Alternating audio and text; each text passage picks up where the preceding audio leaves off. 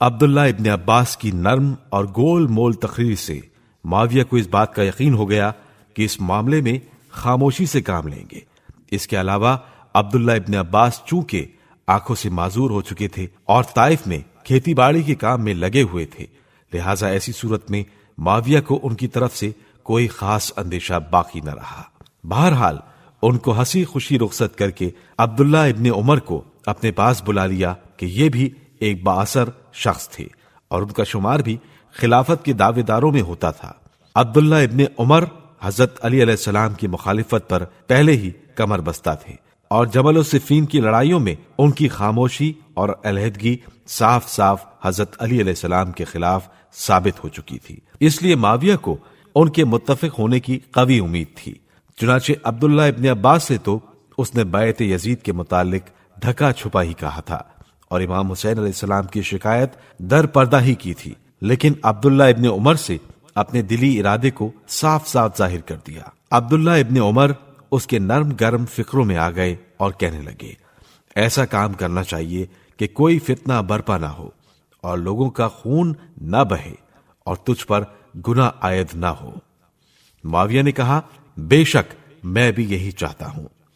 عبداللہ نے کہا، بس پھر کیا ہے، تو اپنا تخت بچھا اور اس پر بیٹھ، سب سے پہلے میں آ کر تجھ سے بیعت کروں گا، مگر اس شرط سے کہ تیرے بعد ہونے والے خلیفہ پر اجماع امت ہو جائے۔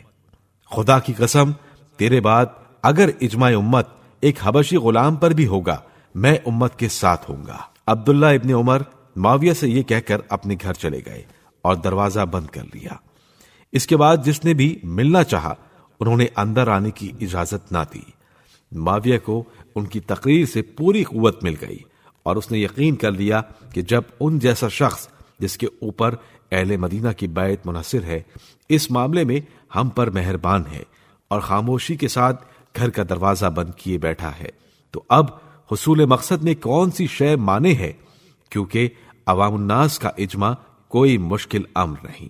تاریخ سے یہ بات پائے ثبوت کو پہنچ گئی ہے کہ مدینہ میں بیعت یزید کے متعلق جو کامیابی حاصل ہوئی وہ محض عبداللہ ابن عمر کی وجہ سے۔ اہل مدینہ کی آنکھیں بیعت یزید کے معاملے میں عبداللہ ابن عمر ہی کے فیصلے کی طرف لگی ہوئی تھیں۔ جب ان کو ساکت و خاموش دیکھا تو سمجھ گئے کہ ان کی رضامندی ہے۔ ادھر معاویہ پہلے ہی ڈرا دھمکا چکا تھا، ایسی صورت میں بیعت کے سوا چارہ کار کیا تھا؟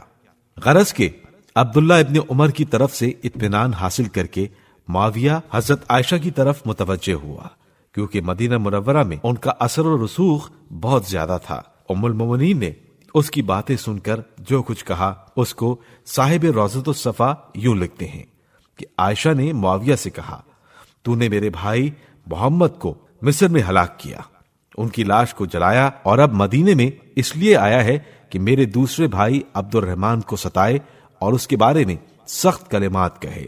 تو فرزند رسول اور پسر زبیر کو رنج پہنچاتا ہے اور قید و قتل سے ڈراتا ہے، کیا تو نہیں جانتا کہ تو طلقاء میں سے ہے اور طلقاء امر خلافت کے لیے شایان نہیں؟ تیرا باپ لشکر احزاب میں شامل تھا، اس نے مخالفت رسول صلی اللہ علیہ وآلہ وسلم میں کوئی دقیقہ فروغ گزاشت نہیں کیا۔ میری سمجھ میں نہیں آتا تجھ کو میرے پاس کس نے بھیجا ہے؟ اگر میں تجھ کو پکڑ لوں اور اپنے بھائی کے خون کا تجھ سے بدلہ لوں تو کون مجھے روک سکتا ہے؟ یہ تقریر سن کر معاویہ ان کی طرف سے بالکل مایوس ہو گیا اور اسی وقت سے ان کے قتل کے در پے ہو گیا۔